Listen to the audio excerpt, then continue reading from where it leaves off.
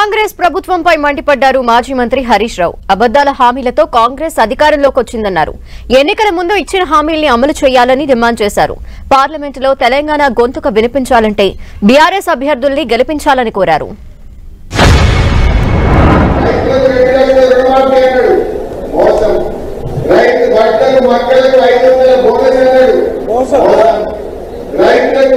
రైతు బంధు 10,000 నుంచి 15,000 పెంచుతాడు.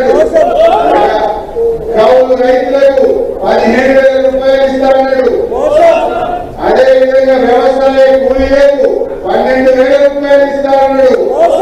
రైతులకు 24 గంటల నాణ్యమైన కరెంట్ ఇస్తాడు.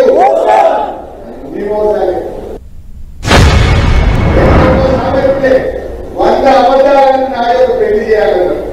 కానీ కాంగ్రెస్ మాత్రం 100 అబద్ధాలని నోటరీ డాక్యుమెంట్లు వచ్చి వాళ్ళ పేపర్లు వచ్చి ప్రజలను మోసపుచ్చి ఇవాళ అధికారంలోకి వచ్చి ప్రజల గుండెలకి తగ్గిండ్రు, రైతుల గుండెల మీద తగ్గిండ్రు.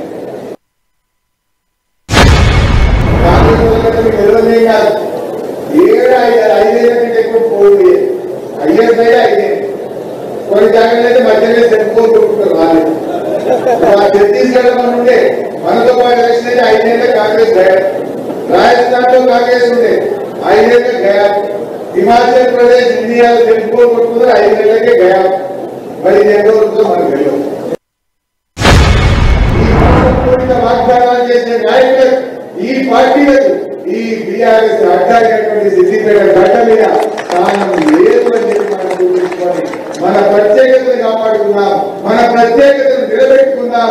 సిద్దిపేట అంటే ఏంటో మరొకసారి రాష్ట్రానికి చాటి చెప్పాలని కోరుకుంటూ జై